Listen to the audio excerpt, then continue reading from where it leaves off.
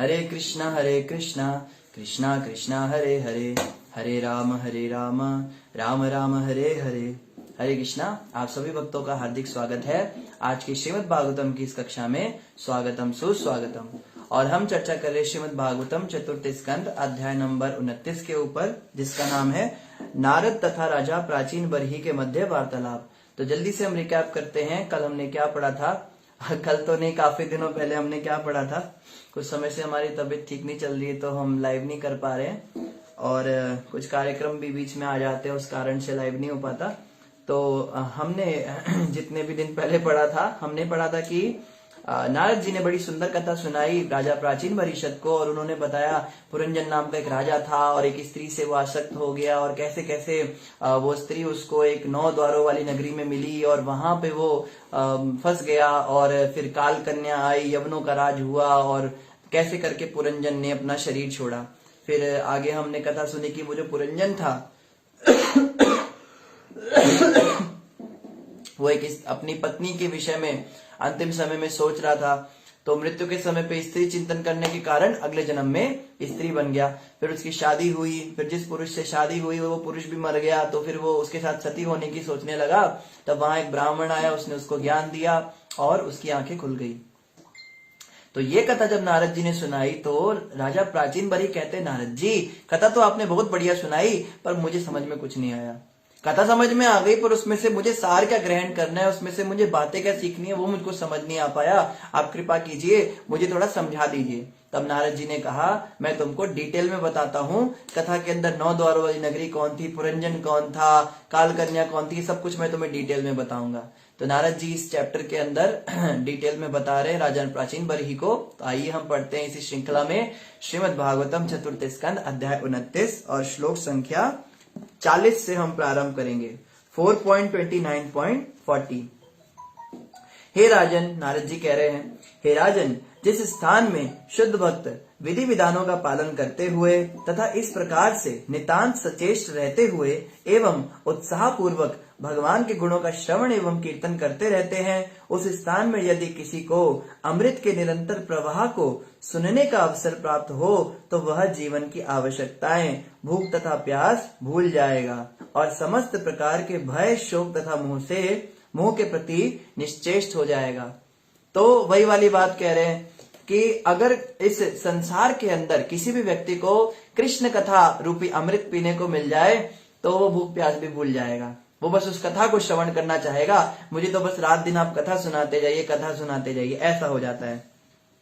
आगे नारद जी कह रहे हैं, क्योंकि बद्ध जीव सदैव भूख तथा प्यास जैसी शारीरिक आवश्यकताओं से विचलित होता रहता है, अतः उसे भगवान की अमृत वाणी सुनने का अनुराग उत्पन्न करने के लिए बहुत कम समय मिल पाता है। तो देखो, जैसे हम बात करते हैं कि भक्ति करनी चाहिए, कई लोग कहते हैं भक्ति कोई दिन भर भक्ति थोड़ी ना करनी होती है। भक्ति भी करो, भक्ति भी जरूरी है और भी काम जरूरी है। अब ये थोड़ा ना दिन भर तुम बस माला लेके बैठे रहोगे, हरे कृष्णा करते रहोगे, ऐसे थोड़ा ना होता है। काम भी करना है, पैसा भी कमाना है, खाना भी है, बहुत कुछ करना है, ये सब भी तो जरूरी है, बिल्कुल जरूरी है। तो आप अगर कहते हो कि भक्ति है ये बुढ़ापे में है, अभी हम बच्चे हैं, हमारा काम है पढ़ाई करना, अपने माँ बाप का ध्यान रखना, फिर हम जवान होते हैं तो जवान लोग कहते हैं हमारा काम है अपना कर्म करना, अपने परिवार का पालन करना, बच्चे पैदा करना।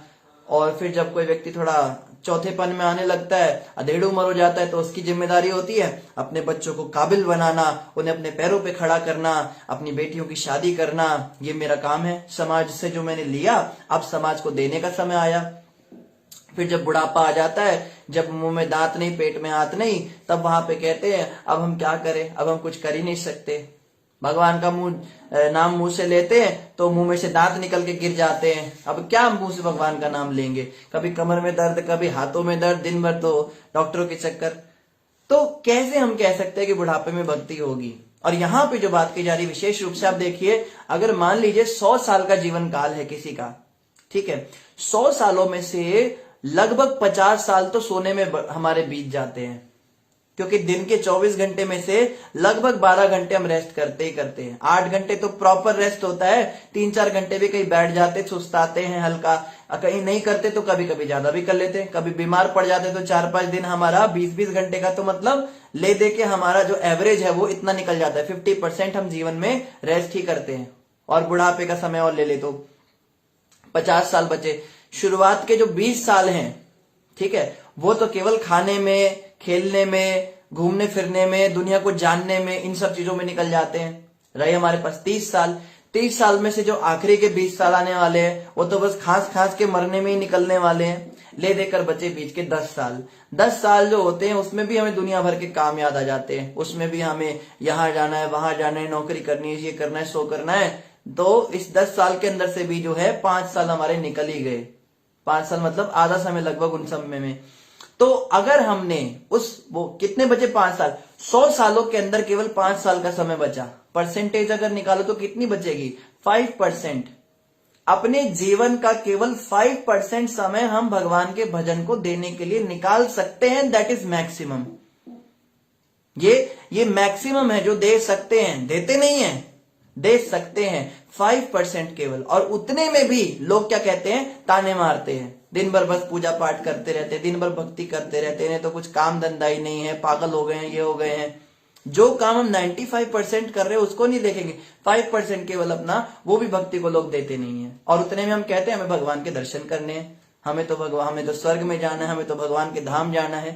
जीवन का उद्देश्य कृष्ण प्रेम, कृष्ण भक्ति है, तो खाक कृष्ण प्रेम मिलेगा।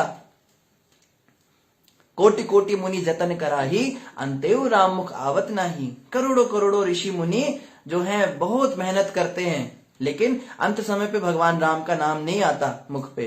और हम 5% केवल अपने जीवन में भक्ति करके सोचते हैं कृष्ण नाम ले लेंगे और भगवान के धाम पहुंच जाएंगे। जैसे कोई लॉलीपॉप है, हमारे मुंह में कोई डाल देगा और हम आराम से चूसेंगे उसको। इतना आसान नहीं है भगवत प्राप्ति जितना हमने सोच रखा है। तो यही बात यहाँ पे नारद जी कह रहे राजा प्राचीन बरही को। खाने पीने के अंदर ही लोगों की इतनी रुचि होती है कि भक्ति का तो नाम ही नहीं लेते। इसे कहा है ना, जिसका भोजन सरस होता है उसका भजन नीरस हो जाता है, और जिसका भजन सरस होता है उसका भोजन नीरस हो जाता है। जिसको खाने पीने में स्वाद आ रहा है ना, जैसे मैं अपनी बात करता हूं, मैं तो खाने पीने में ही स्वाद आता है, तो हमारा भजन जो है बड़ा फीका होता है, भजन करने में स्वाद नहीं आता। और जो सच्चे भक्त होते हैं, शुद्ध भक्त, जो बैठ के हरि नाम जपते हैं, हरे कृष्ण कृष्ण कृष्ण हरे हरे, हरे राम राम राम हरे हरे, एक एक मंत्र के एक एक शब्द में उनको इतना आनंद मिल रहा होता है, इतना रस मिल रहा होता है, उनका भोजन बड़ा नीरस होता है। ध्यान से देखेंगे तो खाना पीना बड़ा सादा सा होगा, ज्यादा तड़क भड़क पसंद नहीं करेंगे। हम कहेंगे चाट वाले भैया थोड़ा मसाला डाल, थोड़ी और मिर्ची डाल, और अच्छे से डाल, मिक्स कर इसको, और ये प्याज का छौंक डाल, ये डाल, वो डाल, और फिर हम बड़ा मजा आ गया। तो इतना सरस भोजन करोगे तो खाक तुम्हारा महामंत्र होगा। फिर जब कैसे करेंगे? हरे कृष्णा कृष्ण कृष्ण हरे हरे हरे हरे हरे हरे, हरे राम राम राम। ऐसे हमारा भजन होता है। कहाँ हमारा भजन होगा? तो ध्यान रखना इस बात का, अगर भजन को हमें सरस करना है तो भोजन में तो थोड़ा सा हमें नीरस होना पड़ेगा। भोजन हमको थोड़ा सा सादा करना पड़ेगा। सादा जीवन उच्च विचार, वैष्णवों का यही आचार। हे राजन, ये बात ये बता रहे हैं कि उन्हें भगवान के भक्ति करने के लिए समय नहीं मिल पाता।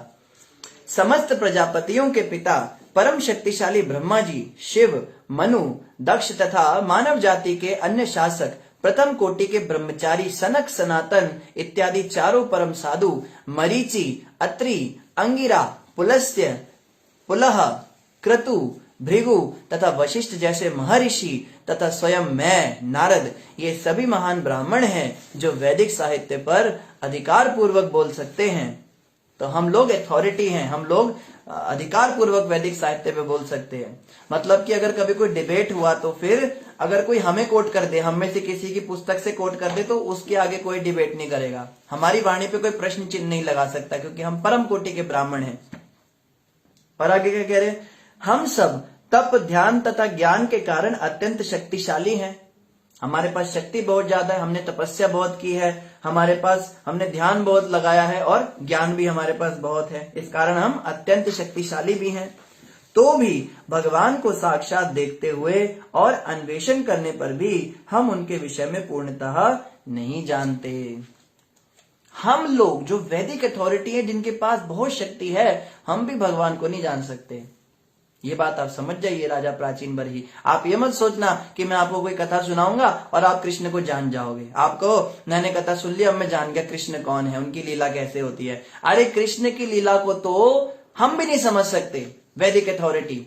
और ये मूर्ख कहते हैं कृष्ण ने रासलीला क्यों किया, कृष्ण ने मक्खन चोरी क्यों किया, कृष्ण ने नहाती हुई स्त्रियों के कपड़े क्यों चुराए। अरे कृष्ण तो कोई भगवान हो ही नहीं सकता, वो तो माँ के पेट से पैदा हो रहा है। भगवान तो कोई महाकाल है, भगवान तो कोई ब्रह्म है, भगवान तो कोई शिव बाबा है जो कृष्ण के अंदर घुस गया था, उसने फिर गीता का ज्ञान दिया। अगर कृष्ण ही गीता के ज्ञान देने वाले होते तो कृष्ण चोरी करके क्यों खाते। अरे मूर्खों, नारद जी कह रहे हैं मैं कृष्ण की लीला नहीं समझ सकता, तो तुम कैसे समझोगे?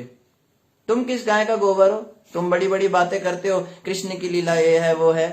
जो वेद पढ़ने वाले वेदज्ञ हैं ये कहते हैं हम वेद को मानते हैं, हम कृष्ण को भगवान नहीं मानते, वेद ही भगवान है। हम तो वेद को, यज्ञ को भगवान मानते हैं, हम कृष्ण राम को भगवान नहीं मानते। हाँ, कोई दैवी आत्मा थी, कोई बहुत महान योगेश्वर थे, हम मानते बहुत बड़े आदमी थे, लेकिन आपके ऐसे कहने से कोई बात बनने वाली नहीं। क्योंकि वेदों के जो सबसे ज्यादा ज्ञाता व्यक्ति हैं, जिनको सबसे अधिक वेदों का नॉलेज है, नारद जी, वो कह रहे हैं मैं कृष्ण को नहीं समझ सकता हूं।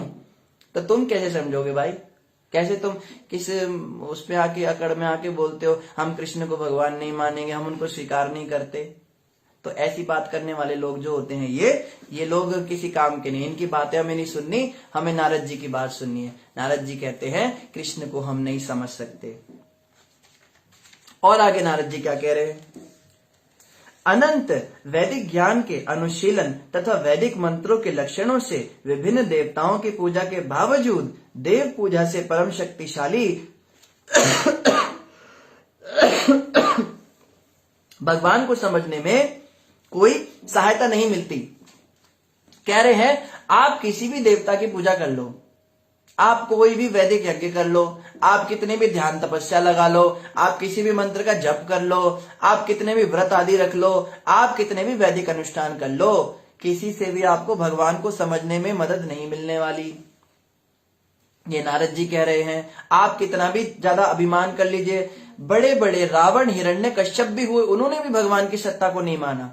हम देखते हैं ना, रावण से बढ़कर तो कोई 4 वेदों का ज्ञाता था नहीं, या हिरण्यकश्यप से बढ़कर तो कोई तपस्या किया नहीं। हिरण्यकश्यप ने पता है कैसी तपस्या की? ऐसे खड़े हुए थे 60,000 साल तक, पूरे शरीर के अंदर दीमक लग गई, शरीर खत्म हो गया, अंदर से सारा का सारा मांस, मज्जा, खून सब समाप्त, केवल हड्डियों का ढांचा खड़ा हुआ था हिरण्यकश्यप का, तो भी उसकी तपस्या भंग नहीं हुई। ऐसे थे बड़े बड़े तपस्वी और ज्ञानी, ये भी भगवान की सत्ता को नकारते थे, इन्होंने भगवान को नहीं माना। तो हम कैसे कह सकते हैं कि हम भगवान को समझ गए? कुछ शास्त्र पढ़ के, 4-5 किताबें हमने पढ़ ली और हम कहते हैं कृष्ण भगवान नहीं है, हमारे गुरुजी भगवान हैं, हमारे गुरुजी बड़े चमत्कारी बाबा हैं, उनकी शरण में तुम आओ। है वो गुरुजी कहते हैं गोलगप्पे खा के तुम पे कृपा हो जाएगी और चटनी पकौड़ी खा के तुम पे कृपा हो जाएगी। या एक नए गुरुजी आए, वो कहते हैं कृष्ण ने ज्ञान नहीं दिया गीता का, गीता के ज्ञानदाता तो महाकाल थे, हरि आए हरियाणा में। ये सब बातों से काम चलेगा नहीं। जो कृष्ण को भगवान स्वीकार नहीं करता वो व्यक्ति समझ ले कि वो व्यक्ति धूर्त है, सीधी सी बात। ऐसा व्यक्ति गुरु तो क्या, वो तो मनुष्य कहलाने के लायक भी नहीं है। अनंत वैदिक ज्ञान के अनुशीलन तथा वैदिक मंत्रों के लक्षणों से विभिन्न देवताओं की पूजा के बावजूद, बड़े बड़े देवताओं की भी अगर आप पूजा कर लो तो भी आपको कृष्ण के विषय में ज्ञान नहीं हो सकता।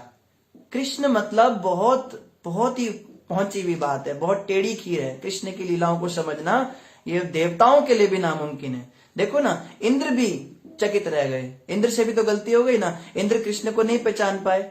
उन्होंने कहा ये छोटा सा 5 साल का बच्चा ये मेरी पूजा रुकवाएगा, इसकी इतनी हिम्मत। इंद्र को क्रोध आ गया, और क्रोध आ गया तो संवर्तक डुबा दो पूरी ब्रजभूमि को। संवर्तक बादल पूरा जो है बारिश बरसा रहा है और ब्रजभूमि में बाढ़ आ गई। तो भगवान ने क्या किया, छोटी सी अपनी इस छोटी सी उंगली के ऊपर पूरा का पूरा पहाड़ उठाकर दिखा दिया इंद्र को। तो बड़ा गुमान करता है, देख मेरी शक्ति के नजारे। और इंद्र को आना पड़ा, झुके इंद्र कृष्ण के आगे। ब्रह्मा जी से गलती हो गई, ब्रह्मा जी कृष्ण के बछड़े और गाय चुरा कर ले गए अपने धाम में। देखता हूं ये नंद का छोरा जो है ये भगवान है भी कि नहीं।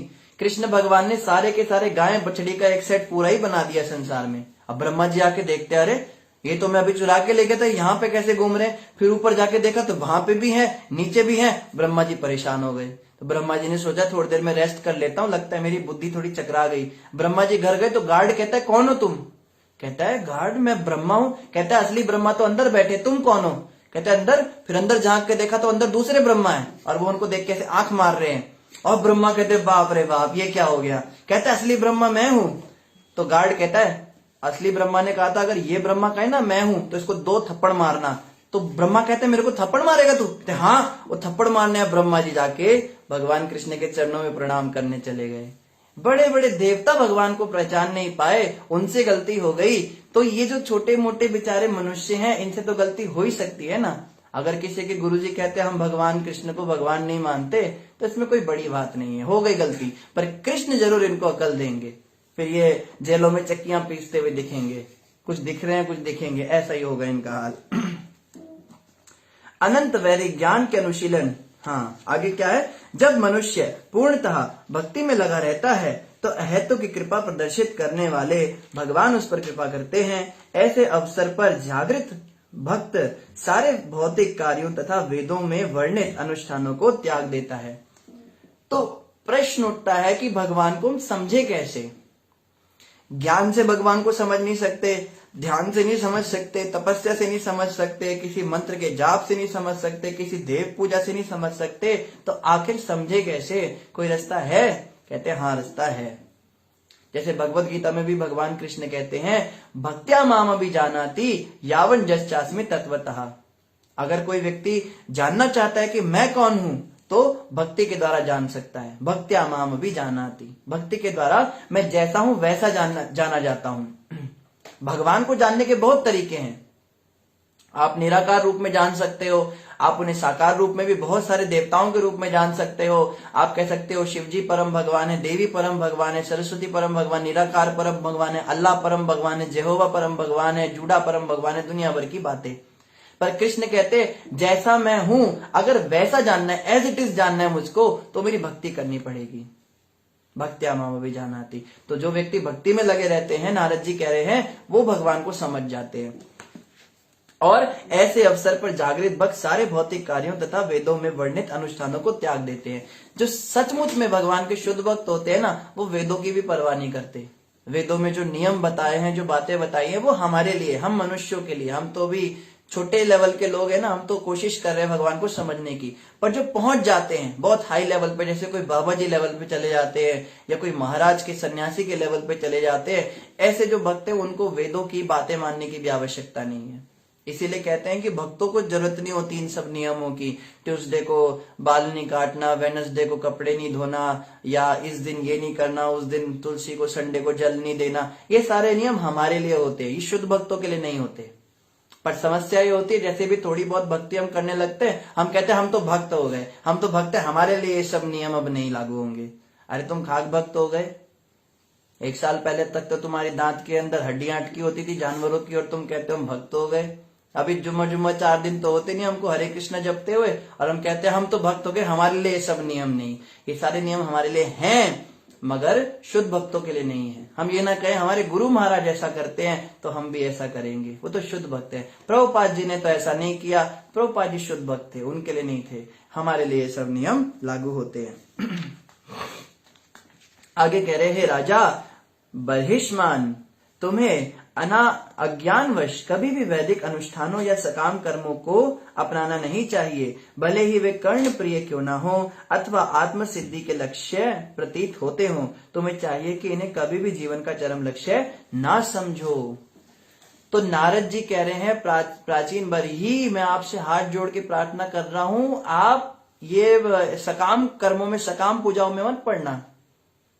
ये संस्कार करना, ये गंडमूल संस्कार, ये इनकी पूजा, ये उनकी कथा, इनका व्रत, ये सब में मत पढ़ना। ये सकाम पूजाएं जो हैं, ये आपके लिए अच्छी नहीं है। नारद जी कह रहे हैं गलती से भी मत पढ़ना। क्या कह रहे हैं? तुम्हें अज्ञानवश कभी भी वैदिक अनुष्ठानों या सकाम कर्मों को अपनाना नहीं चाहिए। जैसे हम लोगों की आदत क्या होती है, जब भी पूजा पाठ करने की बात आती है तो हमें पंडित जी याद आते हैं। और पंडित जी का मतलब होता है जो मंदिर में रहते हैं और पंडितानी भी रहती है, और अपना जीवन निर्वाह करने के लिए वो थोड़ी पंडिताई कर लेते हैं। कुछ हाथ वाथ देख लेते हैं, थोड़ा बहुत रिश्ते वारे कर देते हैं और हल्का फुल्का कुछ मंदिर वंदिर चला लेते हैं, उसमें कुछ पूजा कर लेते हैं, उनको हम पंडित जी मानते हैं। ये जो पंडित जी होते हैं नॉर्मली भारत के अंदर ये क्या होते हैं, ये होते हैं सकाम कर्मी होते हैं। ये विभिन्न पूजाएं व्रत उत्सव हमें बताएंगे और हमें उसके अंदर बताएंगे आपको ये करने से ये मिल जाएगा, ये करने से ये मिल जाएगा। गलत ये भी नहीं है, बात ये सही कहते हैं, पर हमारे लिए अच्छा नहीं। क्योंकि अगर हम इनसे सकाम पूजाएं करवाएंगे, हम किसी फल की प्राप्ति के लिए इन यज्ञों को करेंगे, तो उस फल को प्राप्त करने के लिए संसार में दोबारा आना पड़ेगा। मान लीजिए आपने 100 अच्छे काम किए, 100 पूजाएं की, तो उनमें से 50 का तो आपको रिजल्ट मिल गया इस जन्म में, 50 रह गई, तो उन 50 को झेलने के लिए आपको दोबारा से जन्म लेना पड़ेगा। और दोबारा जन्म लेने का मतलब है माँ के गर्भ में 9 महीने फिर से उल्टा लटकना पड़ेगा, वही कीड़े काटेंगे, वही गर्मी, वही मलमूत्र मुंह में जाएगा, फिर माँ के गर्भ से निकलने के बाद फिर वही चेन चलेगी। बेटा A for Apple, B for boy, सब सीखना पड़ेगा दोबारा से, फिर एग्जाम होंगे, फिर टेस्ट होंगे, फिर इसमें बीमारियां भी होंगी, कभी माता निकल जाएगी, कभी आंखें आ जाएंगी, कभी ज्वर हो जाएगा, कभी निमोनिया, कभी टाइफाइड, दुनिया भर की। तो कहने का मतलब है ये जो सकाम पूजाएं हैं ये हमें कर्म बंधन में फंसा देती हैं। एक तरह से देखा जाए तो बुरी नहीं है पर कम अच्छी हैं। जो होशियार होगा, जो सोचेगा कि मुझे दोबारा जन्म नहीं लेना, मुझे अब बस भगवान की प्राप्ति करनी है, वो इन पूजाओं में नहीं पड़ेगा। तो वो कौन सी पूजाएं करेगा, वो वैष्णवों के पास जाएगा, वो वैष्णवों से पूछेगा आप बताइए क्या करना चाहिए। वैष्णव कहेंगे हम बताते हैं, कभी भी तुम्हें किसी सकाम पूजा में नहीं लगना, तुम बस कृष्ण की भक्ति करो, कृष्ण का नाम जपो, हरे कृष्ण कृष्ण कृष्ण हरे हरे, हरे राम राम राम हरे हरे। कई लोग तो कहते हैं आप इस्कॉन वाले ना पागल कर देते हो, या कोई अगर नया नया जुड़ जाए तो कहेगा तुम इस्कॉन वालों के पास मत जाया करो। तो वो लोग क्या करते हैं ना, वो किसी भगवान को नहीं मानते, वो किसी देवी देवता को नहीं मानते, वो लोग नास्तिक होते हैं, वो लोग हिंदू नहीं होते, ऐसा बोलेंगे वो। क्योंकि हम उन्हें अलग अलग देवताओं के पूजाओं के लिए बोलेंगे नहीं, क्योंकि वो फंस जाएंगे उससे। हम कहते बस कृष्ण नाम का जाप करो, कृष्ण महामंत्र का उच्चारण करो, बस हरे कृष्ण जपो। कहेंगे कि उन्हें कुछ पता नहीं है, अगर उन्हें पता होता तो वो बताते। उन्हें पता ही नहीं शनि की छाया क्या होती है, मंगल की माया क्या होती है, ये सब का उनको ज्ञान ही नहीं है। इसलिए वो कहते बस एक महामंत्र उन्होंने रट लिया, वही सबको बताते फिरते हैं, उनको ज्ञान नहीं, बुद्धि नहीं इतनी। तो तुम उनके पास मत जाया करो, मेरे साथ चलो, मैं एक पंडित जी के पास तुम्हें ले जाऊंगी, वो बहुत अच्छे से तुम्हें बड़ी बड़ी बढ़िया बढ़िया चीजें बताएंगे। लोगों को लगता है बहुत कुछ बता दो ना तो बहुत अच्छी है, और ये केवल एक महामंत्र बता दिया, बस इस महामंत्र का जप करो, तो उन्हें लगता है इनको कुछ आता नहीं है, इनको महामंत्र बस एक मंत्र इनको आता है, बाकी सारे इतने सारे वेद शास्त्रों में मंत्र इनको आते ही नहीं, इन्होंने कभी सीखे ही नहीं। लोग ऐसा सोचते हैं, पर ये बात सही नहीं है। वैष्णव जो होते हैं वो हमें वही रास्ता बताते हैं जिससे हमारी मुक्ति के रास्ते खुलते हैं, हम मुक्त होते चले जाते हैं संसार से। और जो स्मार्ट ब्राह्मण होते हैं, जो ऐसे पंडित होते हैं, वो हमें वो पूजाएं बताते हैं जिससे हम और बंधते चले जाते हैं, बंधन में फंसते चले जाते हैं। ये अंतर होता है। और अगर कोई कहे कि एकमात्र कृष्ण का नाम जपने से थोड़ा ना भगवान मिल जाएंगे, खाली गीता पढ़ने से थोड़ा ना हो जाता है, सारे पुराण जो अलग अलग लिखे हैं क्या गलत है क्या ये? तो उनको बोलो हिंदुओं को बचाने वाले सबसे बड़े जो हुए हैं वो आदि शंकराचार्य जी हुए हैं। शंकराचार्य जी अगर ना होते तो आज हिंदुओं का नाम ना होता। बुद्धिस्ट इतने ज्यादा फैल गए थे, पूरे भारत के अंदर बुद्धिज्म हो गया था। उस समय पे आदि शंकराचार्य जी जो शिव जी के अवतार थे वो इस संसार में प्रकट हुए और उन्होंने 4 मठ स्थापित किए 4 कोनों में भारत के, जो कि 4 धाम के नाम से जाने जाते हैं। सच्चा हिंदू वही माना जाता है जो 4 धाम यात्रा जीवन में एक बार जरूर करता है मरने से पहले। उनके बनाए हुए 4 धामों में, जिसमें बद्रीनाथ जी आते हैं, जगन्नाथपुरी आती है, द्वारका धाम आता है, रामेश्वरम आता है। तो उन शंकराचार्य जी ने कहा है, क्या कहा है? गीता महात्म्य में शंकराचार्य जी कहते हैं, एकम शास्त्रम देवकी पुत्र गीतम, एको देवो देवकी पुत्र एव, एको मंत्रस्तस्य नामानि यानि, कर्माप्येकं तस्य देवस्य सेवा।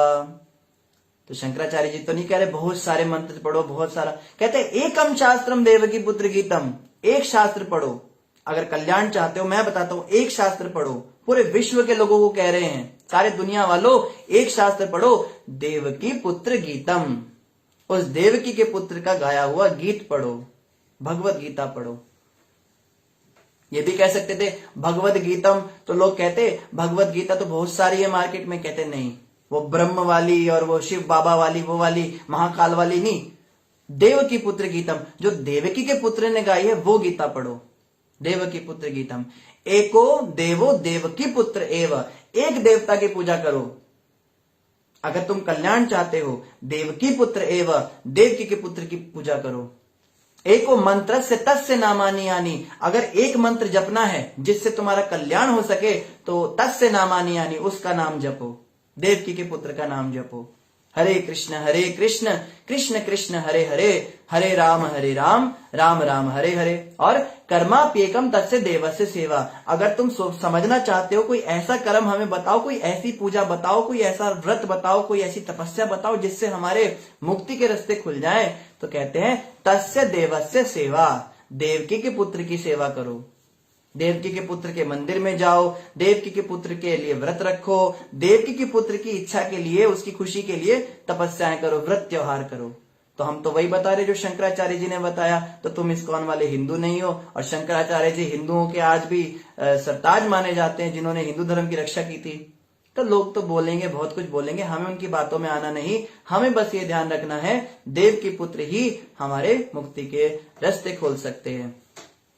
मुक्ति के दाता तो मुकुंद होते हैं, श्री कृष्ण होते हैं। मुक्ति तो कोई देवता नहीं दे सकते, क्योंकि स्वयं मुक्त नहीं है। देवता भी कभी कभी क्रोध करते हुए दिखते हैं और परेशान होते हुए दिखते हैं, लेकिन मुकुंद जो हैं वो हमेशा हंसते रहते हैं, स्माइलिंग फेस, केवल बस बंसी बजाते रहते हैं। बंसी बजाने का मतलब एंजॉय, आप हमेशा एंजॉय करते रहते हैं। तो यही बात यहाँ बता रहे हैं, बुद्धिमान जो होगा वो इन सकाम पूजाओं में नहीं पड़ेगा और अपने जीवन का चरम लक्ष्य भगवत प्रेम को ही मानेगा, कृष्ण प्रेम की प्राप्ति को मानेगा। अल्प ज्ञानी मनुष्य, अब सुनो, नारद जी बताएंगे उन लोगों के लिए जो कहेंगे प्रभु जी आपकी बातें अच्छी हैं, बहुत बढ़िया बात कह रहे हो, एकदम लॉजिकल, पर हमारा मन नहीं मानता। हम तो बचपन से वो पूजाएं करते आए, हमारे घर में तो बचपन से ये सब होता है, हमें वही कल्चर पसंद है। तो उनके लिए नारद जी क्या कह रहे हैं, अल्प ज्ञानी मनुष्य, अल्प ज्ञानी मनुष्य वैदिक अनुष्ठानों को ही सब कुछ मान बैठते हैं। जो कम बुद्धि वाले होते हैं उनको अल्प ज्ञानी कहते हैं, जिनका ज्ञान कम होता है। अल्प ज्ञानी जो मनुष्य होते हैं, बुद्धू नहीं कहा उन्हें, बेवकूफ नहीं कहा, कम बुद्धि वाले हैं। बुरी बात नहीं, पर कम अच्छी बात है, ठीक है। उनको कह रहे हैं वो वैदिक अनुष्ठानों को ही सब कुछ मान बैठते हैं। उन्हें लगता है बस हमने वेदों की अनुष्ठान कर लिया, हमने ये पूजा कर ली, वो त्योहार कर लिया, हमारा काम हो गया। उन्हें यह ज्ञान नहीं कि वेदों का प्रयोजन अपने निजी धाम घर को जानना है, जहां भगवान निवास करते हैं। अपने असली धाम में रुचि ना रखकर वे मोहग्रस्त होकर अन्य धामों की खोज करते रहते हैं। नारद जी कह रहे हैं तुम्हारा घर कहाँ है, तुम ये तो बताओ। वेदों की तुम बातें मानते हो, रहने वाले कहाँ के हो। जैसे कभी भी हम कहीं बाहर जाते हैं तो कोई बड़ा बुढ़ा मिल जाता है तो पहला प्रश्न ये पूछता है रहने वाले कहाँ के हो। या कहीं पे भी हम बाहर कहीं कॉलेज में जाते हैं, हॉस्टल में जाते हैं या मंदिर में भी आते हैं तो सब पूछते हैं आप कहाँ के रहने वाले हो। तो नारद जी आज पूछ रहे हैं तुम रहने वाले कहाँ के हो, कहाँ तुम्हारा घर है। हम कहें हम तो इलाहाबाद के, हम तो जम्मू के, हम तो किश्तवाड़ के हैं, हम तो तमिलनाडु के हैं, हम तो गुजरात के, हम तो दिल्ली के हैं। तो नारद जी कहेंगे तो शरीर है तुम्हारा, आत्मा कहाँ की निवासी है, कहाँ से कहाँ तुम्हारा जन्म हुआ था ये बताओ। हम कहेंगे आत्मा का तो बार बार यहीं पे जन्म मृत्यु हो रहा है, जन्म मृत्यु जन्म मृत्यु। कहते नहीं, ये जन्म मृत्यु के चक्कर से पहले कहाँ थे, कहाँ पे तुम पैदा हुए थे, कहाँ तुम्हें बनाया गया था, तुम्हारे भगवान ने तुम्हें कहाँ बनाया था। तो समझने की बात नहीं है, ज्यादा मुश्किल नहीं है। बच्चा वहीं का बताएगा जहां उसकी माँ ने उसको पैदा किया था, तो जहां माँ का घर है वहीं उसका घर होगा। तो हमारे पिता भगवान श्री कृष्ण ने हमें कहाँ प्रकट किया था, धाम में ही तो किया था। वो वैकुंठ धाम, वो गोलोक धाम, वहां के हम निवासी हैं। भगवान ने क्या किया था, हमें अपने शरीर से पहली बार अलग किया था। और हम जब भगवान के शरीर से अलग हुए थे, हमारी जो पहली सत्ता बनी थी वो यही थी, जीवेर स्वरूप होएले कृष्णेर नित्य दास। भगवान के दास के रूप में हमें प्रकट किया गया था। तो वो ही तो हमारा घर हुआ ना। फिर वहां से बड़ी लंबी स्टोरी कैसे हम नीचे गिरे, पर गिर गए, जैसे तैसे हमने कुछ अपराध किया, हम नीचे गिर गए। अब हम नीचे गिर गए, अब हम क्या कर रहे हैं, अपने घर की खोज कर रहे हैं। और नारद जी कहते हैं तुम पड़ोसियों के घर को क्यों अपना घर समझते हो। विभिन्न देव देवताओं की पूजा तुम करके उनके धामों में जाते हो, तो वो तुम्हारा घर थोड़ना है। वो तो उनका घर है और वो खुद भी नश्वर है। भगवान कृष्ण गीता में कहते हैं जो देवताओं की पूजा करते हैं वे देवलोक को जाते हैं, जो राक्षसों की पूजा करते हैं वे राक्षसों के लोकों में जाते हैं, जो पितरों की पूजा करते हैं वो पितरों के लोक में जानते हैं, किंतु हे अर्जुन जो मेरी पूजा करते हैं वो मेरे धाम को आते हैं। इसका मतलब देवता में और भगवान में अंतर है। तभी कहा देवलोक को नहीं जाते, वो मेरे धाम में आते हैं। मतलब मैं देवता नहीं हूं, मैं परम भगवान हूं। फिर अर्जुन कहेगा ठीक है, फिर चूज कर लेते कहां जाना है, पासा फेंकता हूं अभी, एक आया तो देवताओं के यहाँ चला जाऊंगा, 6 आया तो आपके यहाँ। कहते नहीं, अगले श्लोक में कहते हैं देवी देवताओं के लोक में क्या होता है, वहां पे जाके क्षीण पुण्य मर्त्य लोकम विशंति, वहां जाके जब तुम्हारे पुण्य क्षीण हो जाएंगे फिर से तुम्हें इस संसार में आना पड़ेगा। और जब प्रलय आएगी, प्रलय के समय पे उन देवताओं के ही लोक ही समाप्त हो जाते हैं, ब्रह्मा की ही मृत्यु हो जाती है। जब ब्रह्मा की ही मृत्यु हो जाती है तो सारा ब्रह्मांड ही नष्ट हो जाता है। फिर ये इंद्र चंद्र सूर्य शनि इन सब के तो लोग सब जो है बर्बाद हो जाते हैं। उस समय पे ये सारे के सारे मेरे दिव्य शरीर में आके रेस्ट करते हैं और फिर जब मैं दोबारा सांस छोड़ता हूँ फिर से ब्रह्मांड बनता है, फिर से इनके लोग बन जाते हैं। ये होता है इनके साथ में। तो अर्जुन कहेगा फिर आपके घर में क्यों आऊं? कहते हैं फिर भगवान अपने बारे में बताते हैं। भगवान कहते हैं मेरे परम धाम में क्या होता है ये भी बता देता हूं तुमको। न तद भासते सूर्यो न शशांको न पावकः यद गत्वा न निवर्तन्ते तद धामम परमम मम। अर्जुन मेरा जो धाम है ना वहां जाके कभी वापस नहीं आना पड़ता। मेरे धाम में ना तो सूर्य की आवश्यकता न चंद्रमा की आवश्यकता है, वो तो स्वयं चिन्मय धाम है, उसके तो तुम कल्पना ही नहीं कर सकते। ये सब के सब जो है निचले स्तर के धाम, इनकी तो उनके साथ कोई तुलना ही नहीं। इसलिए तुम्हें मेरे धाम में आना, वही तुम्हारा परमानेंट एड्रेस है। वहां जाने के बाद तुम्हें कभी लौटना नहीं पड़ेगा इस संसार में। वैकुंठ में आओ, वैकुंठ जगत में आओ, गोलोक धाम में आओ। तो वही बात नारद जी कह रहे हैं, उस धाम को छोड़ के और आप लोग जो सकाम पूजाएं करना चाहते हो, अलग अलग देवी देवताओं के व्रत उत्सव रखते हो, आप लोग क्यों पड़ोसियों के धाम में जाना चाहते हो? ये तो स्वयं ही नश्वर है, इन धामों में क्यों जाना? भगवान के धाम जाओ ना, कृष्ण की पूजा करो ना, भगवान की भक्ति करो ना, क्यों तुम सांसारिक में चीजों में पड़ते हो? ये बात नारद जी यहां बता रहे। आगे नारद जी क्या कहते हैं, हे राजन, देखो क्यों बता रहे, राजा प्राचीन बरही जो है वो सकाम पूजाओं में लगे हुए थे, इसलिए नारद जी उनको कन्विंस कर रहे हैं कि हो सकता है थ्योरेटिकल बात समझ में ना आए तो थोड़ी लॉजिक दे के बात कर रहे हैं, थोड़ा कॉमन सेंस लगाओ। वहां पे जाना है क्यों जहां से वापस आ जाना पड़े? तो वहां क्यों नहीं जाते हो जहां से तुमको वापस नहीं आना पड़ेगा? तो वो सोचेगा हाँ भाई लॉजिक तो सही है। आगे देखो और समझा रहे हैं, हे राजन, सारा संसार कुशों के तीखे अग्रभाग से ढका है और इस कारण तुम्हें अभिमान हो गया है क्योंकि तुमने यज्ञों में अनेक प्रकार के पशुओं का वध किया है। तो राजन तुमने यज्ञ के अंदर बहुत सारे पशुओं का वध किया, इसलिए तुम्हें झूठा ही अभिमान हो गया। जो व्यक्ति पशुओं की बलि चढ़ाता है, पशुओं का वध करता है, जो नॉनवेज खाने वाला होता है, उसकी बुद्धि भ्रष्ट हो जाती है, उसको समझ में नहीं आएंगी बातें, उसको ये सब भागवत की ये सब समझ में ही नहीं आएगा, उसके सिर के ऊपर से निकलेंगी ये बातें। और कहेगा छड्डो कहां इन चक्करों में पड़ गए, अपना खाओ पियो माल मूल लाओ, थोड़ा मजा करते चलो, गेड़ी मारते हैं, ऐश करते हैं, ऐसी बात करेगा। उसको थोड़ा बोलोगे भगवान, हाँ भगवान भगवान बहुत अच्छा, भगवान करेंगे, सुबह सुबह जाएंगे, ट्यूसडे को जाएंगे बालाजी के। ट्यूसडे को हम मांस को छूते भी नहीं, हम हाथ भी नहीं लगाते। ट्यूसडे और सैटरडे हमारा फिक्स है।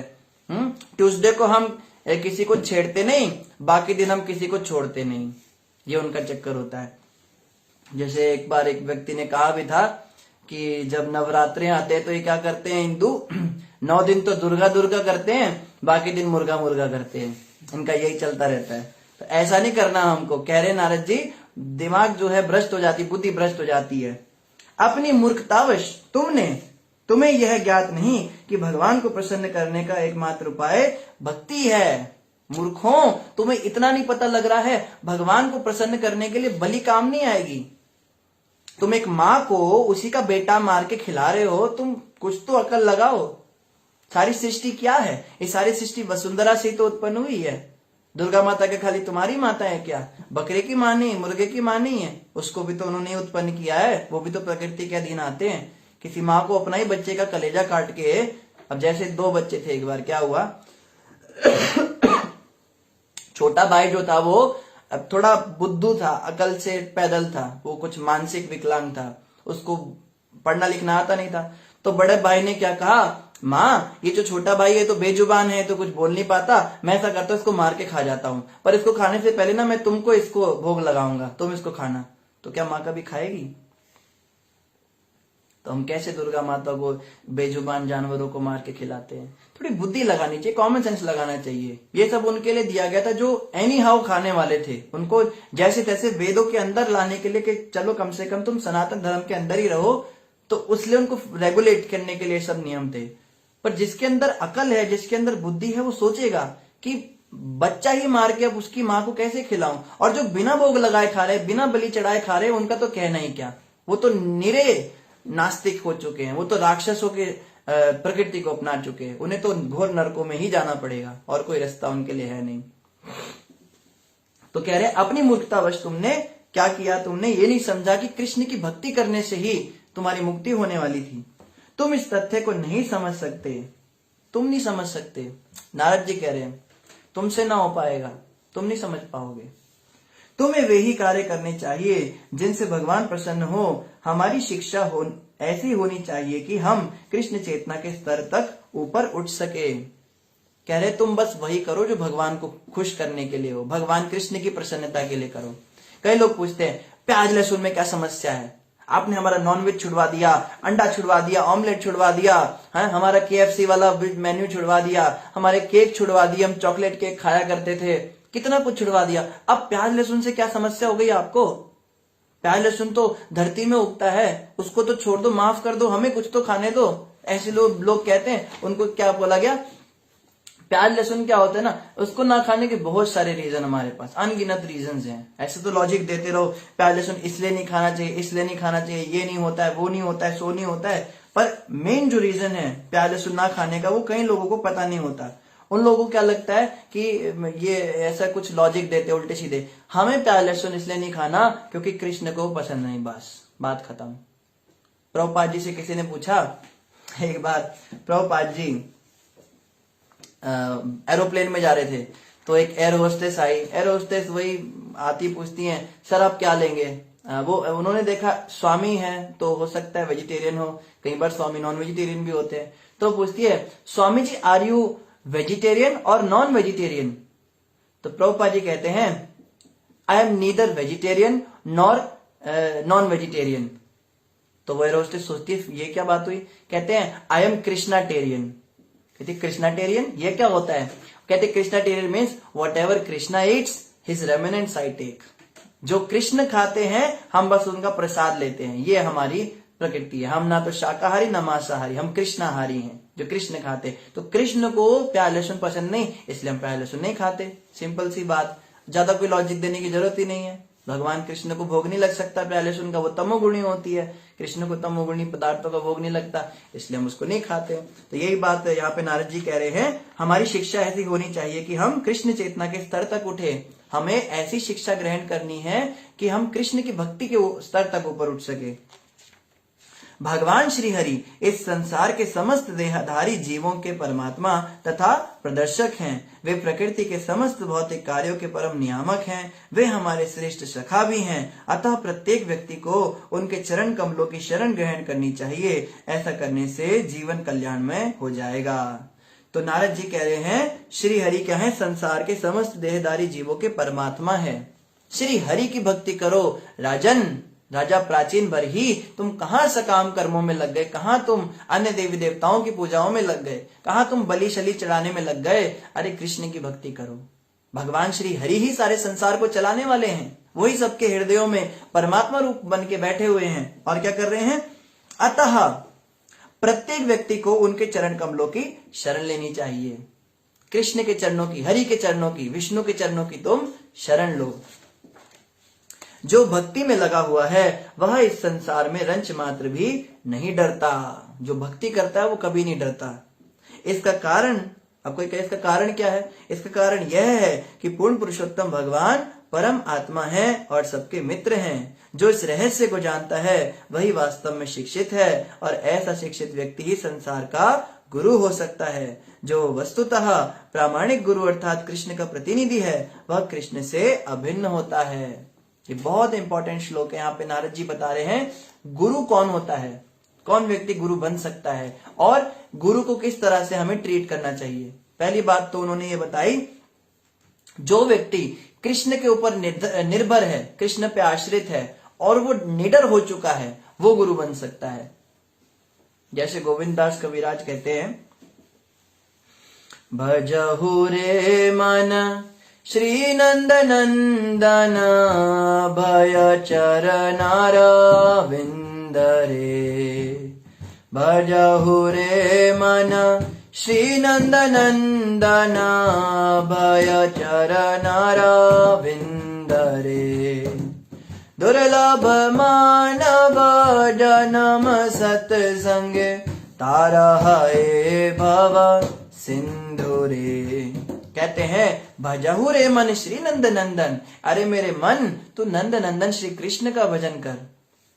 कहेगा क्यों करूं, मन भी तो बड़ा पापी है ना। कहे क्यों करूं, मैं तो विषय चिंतन करूंगा। नहीं नहीं, कृष्ण का भजन कर। क्यों, दुर्लभ मानुष्य जन्म, सबसे पहली बात तो तुझे इतना मुश्किल मनुष्य का जन्म मिला है। जानवर के जन्म में तो तू विषय चिंतन ही करता था, सुअर था तो सुअरी का चिंतन करता था, कुत्ता था तो कुतिया का चिंतन करता था, गेंडा था तो गेंडी का चिंतन करता था। ये तो तूने हर जन्म में किया, लेकिन अब क्या, तुझे बहुत दुर्लभ मनुष्य का जन्म मिला। दुर्लभ मनुष्य जन्म सत्संगे, सत्संग कर, तारहा ए भव सिंधु रे, इस भव सिंधु से तू पार हो जाएगा। अभय चरनार विंद रे, भगवान ही तुझे अभय देंगे। भगवान कृष्ण के भजन करने से, उनके चरणों का भजन करने से तुझे अभय मिल जाएगा, निडर हो जाएगा। मन हमेशा घबराता है, मन जो है ना हमेशा घबराएगा, पीछे जो पास में होगा उसके लिए घबराएगा। अरे मैंने ऐसा क्यों कर दिया, ऐसा ना किया होता, काश ऐसा हो गया होता, लेमेंट करेगा। ऐसा ना किया होता है, ऐसी ऐसी गंदी औरत से मैंने शादी ही ना की होती, उस समय तो मरा जा रहा था, अब सोच रहा है काश मैंने शादी ना की होती। या कोई कहता है उस आदमी पे मैंने भरोसा ही ना किया होता, उसको पैसे ना दिए होते, आज मेरे साथ ऐसा ना होता। काश मैंने इस कंपनी में इन्वेस्ट ना किया होता, काश मैंने इस इलाके में घर ना बनाया होता। दुनिया भर की बातें। या फिर फ्यूचर के लिए टेंशन लेगा, अरे ऐसा करूं कि वैसा करूं, ऐसा हो जाएगा तो ऐसा हो जाएगा, यहाँ पे इन्वेस्ट करूं या वहां, बच्चे को इसी स्कूल में डालूं या उसी स्कूल में डालूं, क्या मैं करूं, कौन सी कंपनी में जॉब करूं, किससे शादी करूं, कहाँ कमाऊं, क्या करूं, कौन सा कपड़ा पहनूं, कहाँ खाऊं, क्या कहाँ जाऊं, दुनिया भर की बातें। तो मन का क्या काम है, डरना। लेकिन भक्त लोग क्या करते हैं, हरे कृष्ण कृष्ण कृष्ण हरे हरे, हरे राम राम राम हरे हरे। राम जी की चिरी, राम जी के खेत, खा लो चिरी तुम भर भर पेट। सारी दुनिया क्या है, राम जी का खेत है, और मैं कौन हूं, मैं राम जी की चिड़ी हूं। तो राम जी की चिड़ी या राम जी के खेत है तो खा लो चिड़ी भर भर पेट, कहीं भी जाके मुंह मार लो, हो गया। साधु संतों का तो यही होता है, कहीं पे भी जमगट्ठा लगा के बैठ जाते हैं, अलख निरंजन। घर वाले आते हैं, भैया साधु आ गए, इनको खिलाओ, साधुओं को खिलाते पिलाते उठ के चले जाते, फिर कहीं और बैठ जाते हैं। संतों का तो यही जीवन है, सारा दुनिया ही उनका घर है, कोई उनको मना थोड़ा ना कर सकता है। तो खैर, पर भक्त ये सोचता है, वो निडर हो जाता है, उसको डर नहीं लगता कि हाय मैं मर जाऊंगा, कैसे खाना कैसे मिलेगा, मेरा पोषण कैसे होगा, मेरे बच्चे भूखे मर जाएंगे, उसको चिंता नहीं होती इन बातों की। वो क्या सोचता है, 84 लाख योनियों में केवल मनुष्य ही है जो खाने के लिए घबराता है, बाकी योनि कोई टेंशन नहीं लेती खाना कहां से आएगा। कभी देखा किसी गधे को यूनिवर्सिटी में जाते हुए, गधा अपनी गधी को कह रहा है मेरे को जल्दी जल्दी लंच पैक करके दो, आज मेरी क्लास मिस हो गई तो मेरी जॉब नहीं लगेगी, पैसा कहां से आएगा। गधी टेंशन में आ रही है, अरे मेरे दुनिया भर के खर्चे कैसे होगा। उन्हें कोई टेंशन नहीं होती। कोई सुअर कभी टेंशन नहीं लेता है कि मेरी जॉब छूट गई या जीएसटी बढ़ गया, उन्हें कोई फर्क नहीं, उनको तो रोज का खाना मिल रहा है। तो मनुष्य ही केवल ऐसा है जो खाने की चिंता करता है, और मनुष्य ही है जो ज्यादा खा के मरता है।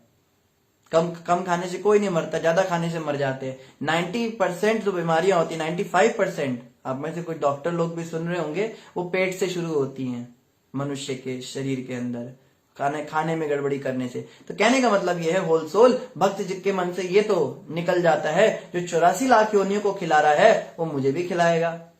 जैसे हमारे गुरु महाराज कहते हैं, जब दांत न थे तब दूध दियो, जब दूध दियो क्या अन्न न दोगे। जब दांत नहीं थे तब दूध आपने दिया ना। माँ के स्तन में दूध कहाँ से आता है, बच्चे के पैदा होने से पहले खून होता है स्तन में, बच्चे के पैदा होते ही वो दूध बन जाता है। कौन डालता है दूध, कोई साइंटिस्ट जाके उसके दूध का इंजेक्शन डालता है माँ के स्तन में, कौन कौन डालता है? माँ तो खुद नहीं डालती, माँ को पता ही नहीं कुछ भी, भगवान डालते हैं। बच्चे के पैदा होने से पहले ही भगवान उसके खाने का इंतजाम कर देते हैं। जब दांत ना दे तब दूध दियो, अब जब दांत दे दिए तो क्या अन्न दोगे? उसकी भी व्यवस्था भगवान करेंगे, पर हमें विश्वास नहीं होता। जैसे एक बार एक गुरु महाराज जी ये कथा भी सुनाते हैं। एक बाल योगी थे, बचपन में निकल गए जंगल में। तो बचपन में निकल गए तो अबोध थे, 5-6 साल की उम्र के थे। तो गुरु जी की शरण में रहते हुए जंगल में, बहुत घने जंगलों में रहते, जीवन भर उन्होंने तपस्या की। उन्होंने कभी स्त्री को देखा ही नहीं, पूरे जीवन भर केवल पुरुषों को ही देखा, वो भी केवल संत सन्यासियों को देखा।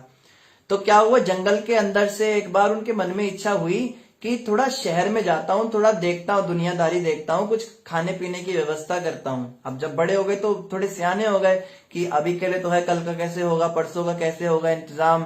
तो थोड़ा दिमाग में आया कि चलो थोड़ा कुछ काम धंधा ढूंढा जाए। तो जब जंगल से बाहर गए तो पास में गांव था। उस गांव में पहुंचे तो सोचा चलो भिक्षा मांग के खाते हैं, भिक्षा मांगनी तो आती थी। तो भिक्षा का पात्र लेके पहुंच गए, पहले घर में बोला भिक्षाम देही। अब जब भिक्षा देने के लिए एक माता बाहर आई, उस माता ने साड़ी पहनी हुई थी, सिर ढका हुआ था, कहती है बाबा रुको भिक्षा लाती हूँ। तो उस माता को देख के उसको पता तो था नहीं स्त्री पुरुष का भेद। तो वो देखता है, वो माता की छाती के ऊपर वो कहता है आपको क्या फोड़े हो गए क्या? वो माता कहती है कैसा गंदा भाई, कैसी बात कर रहा है। वो घर में गई, उसने अपनी माँ को बोला वो बाहर एक ऐसे बाबा आया, वो मुझे ऐसा बोल रहा है। तो वो माता कहती है पता नहीं कौन है। वो बाहर निकली तो उसने कहा इसको भी यही हाल है, इसको भी। कहता है आप दोनों को कोई बीमारी लगी हुई है क्या? तो वो माता समझ गई इसको स्त्री पुरुष का भेद नहीं पता है। वो कहती है स्वामी जी ये क्या है ना, मेरी बेटी को जो ये स्तन दिए हैं भगवान ने, ये जब वो कल को शादी करेगी, ब्याह करेगी, उसको बच्चा होगा, तो बच्चे के पीने के लिए दूध इनमें आता है। ये भगवान ने उसको पहले से दिया हुआ है ताकि बच्चे को दूध पिला सके। तो वो कहता है अभी तेरी बेटी की शादी हुई नहीं, उसका बच्चा पैदा हुआ नहीं, पहले ही भगवान ने उसके खाने की व्यवस्था कर दी। फिर तो अपने ऊपर बड़ी गिलानी हुई उनको, सारे भिक्षा के पात्र वहीं फेंके, मुझे कुछ नहीं चाहिए, तुरंत फिर से जंगल में भाग गए। कि जो पैदा होने से पहले ही व्यवस्था कर रहा है खाने की, वो क्या पैदा होने के बाद व्यवस्था नहीं करेगा? तो ये बात उनको समझ में आए, वो वापस चले गए, वापस तपस्या करने लगे। तो कहने का भाव यही है कि भक्त जो है निडर हो जाता है, वो समझ जाता है कि भगवान ही मेरा पालन पोषण कर रहे हैं और करेंगे। जो इस रहस्य को जानता है वही वास्तव में शिक्षित है, और ऐसा शिक्षित व्यक्ति ही संसार का गुरु बन सकता है। जिस व्यक्ति को ये शिक्षा आ गई कि भगवान सब कुछ करने वाले हैं, मैं करने वाला कोई नहीं, ये करने वाला कोई नहीं है, भगवान के बिना कोई मेरा कुछ कर नहीं सकता इस संसार में। द्रौपदी माता को ये ज्ञान आ गया था। जब द्रौपदी माता ने देखा ना पूरी सभा के अंदर कोई उनको बचा नहीं पा रहा है, तब लास्ट में कृष्ण काम आए। उस दिन से द्रौपदी माता को समझ में आ गया कृष्ण के अलावा किसी का तो मुझे नाम भी नहीं लेना जीवन में। कभी भी कोई मुसीबत आई नहीं कि द्रौपदी माता ने चिल्लाना हे गोविंद, हे गोपाल, हे केशव, हे गिरधर, बस ये चिल्लाना। कुंती माता कहती थी बेटा बात बात में तू भगवान को क्यों याद करने लगती है, गोविंद को परेशानी होती होगी।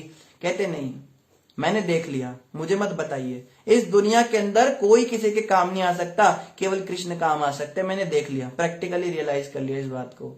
तो जो व्यक्ति इस बात को प्रैक्टिकली समझ जाता है कि कृष्ण गोविंद ही हमारे काम आते हैं, बुरे समय में अच्छे समय में उन्हीं का भजन करना चाहिए, तो उस व्यक्ति के लिए क्या कहा गया है, वो गुरु बन सकता है। और ऐसे गुरु को कृष्ण के समान ही मानना चाहिए, कृष्ण से अलग नहीं मानना चाहिए। मतलब साक्षात भगवान कृष्ण ही हमारे जीवन में गुरु बन के आते हैं, ऐसा। नारद उवाच, महर्षि नारद ने आगे कहा, हे महापुरुष, तुमने जो कुछ मुझसे पूछा मैंने उसका समुचित उत्तर दे दिया है। अब एक अन्य आख्यान सुनो जो साधु पुरुषों द्वारा स्वीकृत है और अत्यंत गुह्य है। तो मैंने जो तुम्हें अभी स्टोरी सुनाई पुरंजन वाली, उसमें तुमने क्वेश्चन किया था, तुम्हें समझ नहीं आया तो मैंने तुमको दोबारा से सुना दिया। नारद जी कह रहे पुरंजन को, अब जो है मैं तुम्हें एक दूसरी स्टोरी सुनाऊंगा, लेकिन ये जो स्टोरी है ये बहुत कॉन्फिडेंशियल है कि ये हर किसी को सुनाने वाली बात नहीं है, ये केवल तुमको बता रहा हूं मैं। तो ये जो कथा है, ये जो, और ये ऐसे नहीं कि मेरी मनगढ़ंत है, ये क्या है, ये साधु पुरुषों द्वारा स्वीकृत है। बड़े बड़े साधु पुरुषों ने इसको रेकमेंड किया है। मैं वो स्टोरी तुम्हें सुनाऊंगा, तो तुम ध्यान से सुनो, क्योंकि ये स्टोरी मैं हर किसी को नहीं सुनाता हूं राह चलते को। बहुत सीक्रेट स्टोरी है ये। क्या स्टोरी है आप सब सुनना चाहेंगे? तो सुनिए ध्यान से। हे राजा, उस हिरन की खोज करो जो एक सुंदर उद्यान में अपनी हिरनी के साथ घास चरने में मस्त है। वह हिरन अपने कार्य चरने में अत्यधिक अनुरक्त है और उस उद्यान के भौरों के मधुर गुंजार का आनंद ले रहा है। उसकी स्थिति को समझने का प्रयास करो। उसे इसका पता ही नहीं कि उसके सामने भेड़िया है। तो ये तो कुछ और बात कर रहे, कथा बाद में शायद सुनाएंगे नारद जी। कह रहे एक हिरन है जो घास चर रहा है हिरनी के साथ में, बहुत मस्त हो रहा है, भौरे गुंजार कर रहे हैं, उनकी आवाज सुन रहा है और मद मस्त होके घास चरे जा रहा है। पर उसको ये नहीं पता कि सामने एक भेड़िया भी खड़ा हुआ है। उसे इसका पता ही नहीं कि उसके सामने भेड़िया है जो अन्यों के मांस को खाकर अपना पेट पालन करने का आदी है। हिरन के पीछे शिकारी है। सामने तो भेड़िया खड़ा है मांस खाने के लिए और पीछे शिकारी भी है जो उसे तीक्ष्ण बाणों से बेधने के लिए तैयार है। इस प्रकार हिरन की मृत्यु निश्चित है। हिरन का मरना तो पक्का है। ये नहीं पता कि भेड़िया पहले मारेगा या शिकारी पहले मारेगा, पर हिरन को मरना है, ये बात तो फिक्स है। उसकी तुम स्थिति को समझो, उस हिरन की क्या स्थिति है इस समय, कैसे मूर्खों की तरह वो घास चरे जा रहा है। हे राजन, स्त्री उस पुष्प के समान है जो प्रारंभ में अत्यंत आकर्षक एवं अंत में अत्यंत घृणा योग्य हो जाता है। फूल जो होता है, जैसे गुड़हल का फूल होता है या पीले फूल होते हैं, गुलाब के फूल होते हैं, कितने मोहक होते हैं, कितनी खुशबू उनमें से आती है। कई लोग जेब में लगा के घूमते हैं, कई स्त्रियां उसको बालों में सजाती हैं और दिन भर घूमती हैं।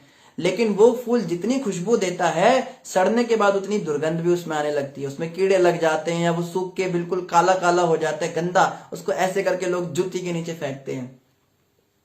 तो उस फूल के ही समान क्या है, स्त्रियां होती हैं। स्त्री का मतलब क्या है, पुरुष के लिए स्त्री और स्त्री के लिए पुरुष, जिसके भी प्रति हमारा आकर्षण है। ये इसी फूल की तरह है। शुरुआत में तो लगेगा बस इनकी आवाज कितनी अच्छी लगती है, घंटों घंटों उनसे फोन पे बातें करते रहेंगे, बस तुम बोलती रहो, मेरे कानों में अमृत जा रहा है इस समय, तुम बस बोलती रहो। या कहेगी तुम बस बोलते रहिए, आपकी आवाज सुनने को बड़ा दिल चाहता है, आपकी आवाज बड़ी अच्छी लगती है मुझे सुनने को। और बाद में जब बूढ़े हो जाते हैं, बुढ़ा बस बोलता रहता है, इसको बोलो चुप हो जाइए, मेरे कान में दर्द हो गया है। कई बार माताएं रोटी बनाती हैं और पति चिल्लाता है जल्दी बनाओ, देर कर दी। कहती है तुम्हारी आवाज सुन सुन के ना मेरे कान खराब हो चुके हैं, मेरे कानों के अंदर कुछ ठूसना चाहती हूँ। बाद में वही, अब देखो आवाज तो वही उसी व्यक्ति की आवाज है, मगर क्या था, पहले जो है फूल की तरह थी, अब मुरझाए हुए फूल की तरह हो गई। ये बात यहाँ पे नारद मुनि बता रहे हैं। और क्या, जीव काम इच्छा के कारण स्त्री के साथ फंसता है और वह उसी प्रकार संभोग सुख प्राप्त करता है जिस प्रकार फूलों की सुगंध का भोग किया जाता है। फूल को सूंघते हैं लोग शुरुआत में, कितनी अच्छी खुशबू है, आप भी सूंघिए, बड़ा मजा आ रहा है। सूंघते हैं फूलों को, सूंघते सूंघते सूंघते सूंघते क्या होता है, एक समय ऐसा आता है नाक के पास भी अगर वो आ जाए तो इतनी गंदी उसमें से बदबू आती है। कई बार क्या होता है, भक्त लोग फूल सुंघाते हैं, भगवान को आरती होती है, आरती के बाद फूल आता है, वो जैसे आजकल के फूल होते हैं वो दुकानों के, वो कोई गेंदे का फूल होता है, उसको नाक में लगाते हैं, हम सोचते खुशबू ले, इसमें से कुछ आता ही नहीं, खुशबू उल्टी बदबू आ जाती है। कई बार कहते हैं दूर करो इसको, बदबू वाले फूल आ जाते हैं, कई बार सड़े हुए फूल आ जाते हैं। तो ऐसे फूलों को सूंघने की तो बात छोड़िए, उनको देखने का भी मन नहीं करता। ऐसी वो स्त्री लगने लगती है कुछ समय के बाद, या वो पुरुष लगने लगता है। जब नई नई शादी होती तब तो स्त्री सोचती है मेरी तो दिली तमन्ना पूरी हो गई, जिससे मैंने चाहता उससे मेरी शादी हो गई, अब हम साथ रहेंगे, साथ खाएंगे, कितना मजा आएगा, साथ में घूमेंगे।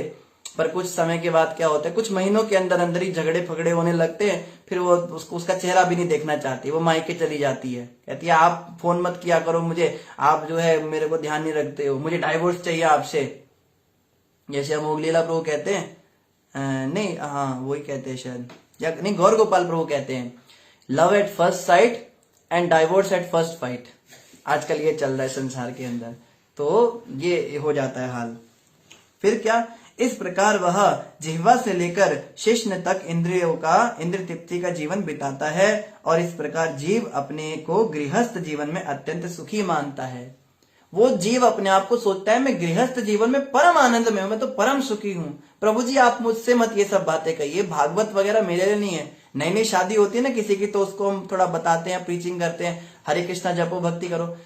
प्रभु जी मेरे लिए नहीं, मेरे लिए मेरी पत्नी ही मेरा भगवान है, मेरी पत्नी इतनी अच्छी है, इतना प्यार करती है, और आप ये मत सोचना ना ना ना, गंदी चीज ना, गंदा भाव नहीं हमारा, हम पूरे ब्रह्मचर्य का पालन करते हैं, बहुत भक्ति करते हैं, दोनों मिलकर हम उठते हैं। आप ये मत कहो गृहस्थ जीवन खराब है, हम गृहस्थ जीवन में बहुत खुश हैं। फिर 6-7 महीने के बाद उसका ही फोन आता है, प्रभु जी मैं तो फंस गया, प्रभु जी माफ कर दो, गलती हो गई, मैं तो फंस गया, ये हो गया वो हो गया, अब वो मानती नहीं है, सुनती नहीं है, दुनिया भर की बातें। उसको फोन करो, माता ये आपके बारे में ऐसा कह रहे, प्रभु जी आपको पता है ये क्या करता है, ये मुझे क्या क्या बातें बोलता है।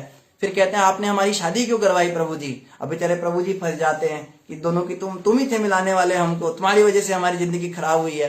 अब प्रभु जी कहे भैया इसको ब्रह्मचारी बनने को बोला तो भी गालियां मारता था, अब इसकी शादी कराई तो भी गालियां मार रहा है। तो एंड में तो प्रभु जी को ही सुनना पड़ता है।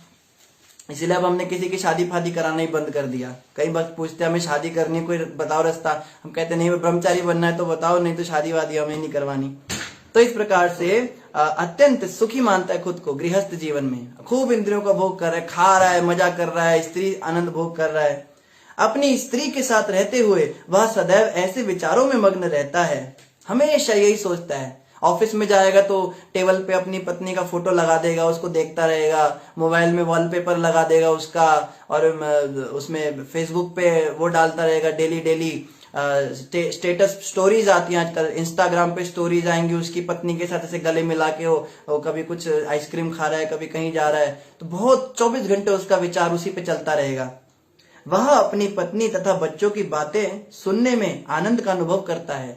बच्चे जब तोतली भाषा बोलेंगे, पप्पा मम्मा तातू, मम पानी को मम कहते हो, मम कहेगा देखो मेरा बच्चा देखो मम कह रहा है। उसकी तोतली भाषा बच्चे की इतनी प्यारी लगती है, इतनी मीठी लगती है, वो व्यक्ति पूरी तरह उसमें फंस जाता है।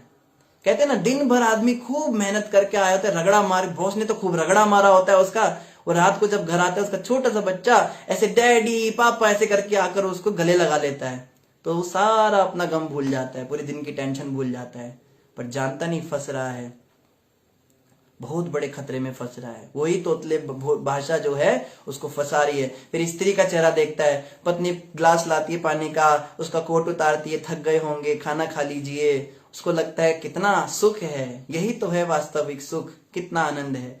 क्योंकि बॉस के चेहरे के आगे पत्नी का चेहरा थोड़ा ठीक है, उसके हिसाब से वो उसको देख रहा है, पर जानता नहीं आगे क्या होगा। सुनिए आगे भी बताएंगे नारद जी। ये उन भौरों की मधुर गुंजार के तुल्य होती है जो प्रत्येक फूल से मधु एकत्र करते रहते हैं। तो ये जो बातें हैं पत्नी की और बच्चों की, ये उस जैसे वो हिरन भौरों की गुंजार सुन रहा था, भौरे आवाज करे ऐसे करके उसको सुन रहा था, उस प्रकार ये पत्नी की और बच्चों की आवाज होती है। ये उसको बुलाने के लिए होती है कि तेरी मौत आने वाली है। ऐसे व्यक्ति को बोलो ना, प्रभु जी आप मर जाओगे एक दिन, आपकी पत्नी भी एक दिन मर जाएगी, आपके बच्चे भी। प्रभु जी ऐसी ऐसी बातें नहीं बोलते, नहीं नहीं नहीं नहीं, राम नाम लो, कृष्ण नाम लो, आप तो भक्त हो, आप अच्छी अच्छी बातें करो, हरे कृष्णा करो, मरने वाली बातें मत किया करो। उसको सुनने में भी इतना डर लगता है, लेकिन क्या उसकी मृत्यु नहीं होगी? वो भी जानता है उसकी मृत्यु होगी, मगर सुनना भी नहीं चाहता इस विषय में, इतना ज्यादा खो जाता है उन विचारों के अंदर, पत्नी और बच्चों की आवाज सुनने में इतना मगन हो जाता है, सोच भी नहीं सकता उनसे अलग होना पड़ेगा एक दिन, पर होना तो पड़ेगा, हम नहीं बोलेंगे तो क्या नहीं होगा, ऐसे फंस जाता है। वह भूल जाता है कि उसके समक्ष काल खड़ा है जो दिन रात के बीतने के साथ ही उसकी आयु का हरण करता जा रहा है। उसके सामने जो भेड़िया था ना, भेड़िया काल है। काल का मतलब, ये भी एनालॉजी वाली कथा पढ़िए, थोड़ी शॉर्ट है। सामने काल खड़ा हुआ है, काल का मतलब दिन रात करके हनन कर रहा है, एक हम सबके सामने खड़ा है। कुछ भक्त बताते पीछे खड़ा है, कुछ भक्त कहते आगे खड़ा है। ऐसे एक हाथ में उसने वो ले रखा है, एक खंजर ले रखा है, और अपनी घड़ी देख रहा है। वो उसकी घड़ी उल्टी चल रही है, हमारी जैसे जैसे सांसें बीतती हैं उसकी घड़ी जो है जाती जा रही है। किसी भी समय उसका समय आएगा और तुरंत गले को पकड़ लेगा और काट देगा अचानक से, और हर जगह वो साथ जाता है। हम सोते हैं तो वो हमारे पास खड़ा रहता है, हम कहीं भी जाते हैं तो हमारे पीछे पीछे चलता है। काल 24 घंटे हमारा पीछा करता है और कभी भी धर बैठ लेगा, कुछ नहीं पता। वो उस भेड़िए की तरह, उसे ना तो धीरे धीरे हो रही अपनी आयु क्षय दिखती है और ना उसे यमराज की ही परवाह रहती है, जो पीछे से उसे मारने का प्रयत्न करते रहते हैं। और पीछे कौन खड़ा है? शिकारी यमराज। यमराज जी अपनी ताक में है, यम के दूत। ये मरे और तो इस प्रकार से वो व्यक्ति जो है वो परेशान हो जाता है, दुखी हो जाता है, वो सोचने लगता है कैसे मेरी आयु जो है इस हनन हो रही है, इस बात को वो समझ नहीं पाता है। फिर क्या होता है, तुम इसे समझने का प्रयास करो, तुम अत्यंत शोचनीय स्थिति में हो और चारों ओर से संकट से, वो कह रहा है तुम जो है चारों ओर से संकट, तो कह रहे हैं कि तुम इस बात को समझने का प्रयास करो, तुम चारों ओर से संकट से घिरे हो, एक तरफ तो यमराज खड़े हुए हैं और एक तरफ काल खड़ा हुआ है, तुम्हारा बचना जो है संभव ही नहीं है, तुम्हें मरना ही पड़ेगा। तो ये बात जो है नारद जी ने उनको समझाई। तो कल हम आगे यहीं से चर्चा करेंगे। मोस्ट प्रोबेबली अगर हम चर्चा नहीं भी कर पाए तो कोई प्रोग्राम अगर आए तो उस पे हम थोड़ा सा आगे पीछे कर देंगे वीडियो को। तो इन्हीं शब्दों के साथ आप सभी का धन्यवाद। किसी भक्त का कोई प्रश्न है तो आप अपने प्रश्न कमेंट पर लिख सकते हैं। तो जिन भी भक्तों ने हरे कृष्णा और दंडवत प्रणाम लिखा है, आप सबको भी हमारी ओर से हरे कृष्णा और दंडवत प्रणाम। कई भक्तों ने राधे राधे लिखा है, आप भक्तों को भी राधे राधे। और कुछ भक्तों ने महामंत्र भी लिखा हुआ है, तो जिन भक्तों ने महामंत्र लिखा है उनका भी बहुत बहुत धन्यवाद। किसी का कोई प्रश्न लग नहीं रहा है आज। मीना माता कह रही हरे कृष्णा माता जी, आपको ऑनलाइन देखते हैं, थैंक्स। मीना जी, हम माता जी नहीं, हम प्रभु जी हैं। धन्यवाद आप ऑनलाइन आते हो। और इनके अलावा अशोक सपोलिया जी कह रहे हैं अपने स्वास्थ्य का ध्यान रखिए प्रभु जी। अशोक जी प्रयास कर रहे हैं, हम धीरे धीरे रिकवर कर रहे हैं। आदित्य प्रभु कह रहे वी आर प्रसादेरियन। हाँ आदित्य जी, प्रसादेरियन भी ठीक है, पर प्रभुपाद जी के शब्द थे कृष्णाटेरियन, ये प्रभुपाद जी के शब्द थे, हमें as it is Prabhupada ji के शब्दों को रखना चाहिए। रुचि माता कह रही है हरे कृष्णा प्रभु जी कृष्ण जी के व्रत कौन कौन से होते हैं? रुचि माता, कृष्ण भगवान के तो व्रत वैसे मुख्य जन्माष्टमी ही होता है, उनका साल में एक होता है, वो तो सभी रखते हैं भारत में। एकादशी भगवान कृष्ण को बहुत प्रिय है, जो कृष्ण की पूजा करना चाहते हैं उन्हें एकादशी का व्रत करना चाहिए। 15-15 दिन में एकादशी आती है। एकादशी का मतलब 11वां दिन, तो पूर्णमासी से 11वां दिन या अमावस्या से 11वां दिन। तो आप हमारे व्हाट्सएप के किसी ग्रुप में ज्वाइन कर सकते हैं, नहीं तो मुझे आप पर्सनल मैसेज भेज सकते हैं। मैं सभी भक्तों को प्रयास करता हूँ, एकादशी से एक दिन पहले मैसेज कर देता हूँ कल एकादशी का व्रत है, याद रखना। सभी भक्त याद रखते हैं, उन व्रत रखते हैं, तो आप एकादशी का व्रत कीजिए। ये सर्वोत्तम व्रत है भगवान कृष्ण के लिए। और इसके अलावा जन्माष्टमी भी रख सकते हैं, बलराम जयंती रख सकते हैं, राधाष्टमी का व्रत रख सकते हैं, या भगवान कृष्ण के विभिन्न अवतारों का व्रत रख सकते हैं। जैसे वराह द्वादशी होती है, अभी आने वाली है वराह द्वादशी, या नित्यानंद त्रयोदशी है, या नरसिंह चतुर्दशी है, इनका हम व्रत रखते हैं। तो इन दिनों में आप जो है व्रत रख सकते हो। और इनके अलावा और कोई प्रश्न लग नहीं रहा है, ठीक है। तो इन्हीं शब्दों के साथ आप सभी का धन्यवाद। बोलो ग्रंथ राज श्रीमद् भागवतम महापुराण की जय, जगत गुरु श्रील प्रभुपाद की जय, श्री गुरु महाराज की जय, गौर भक्त वृंद की जय। हरे कृष्णा, सभी का धन्यवाद।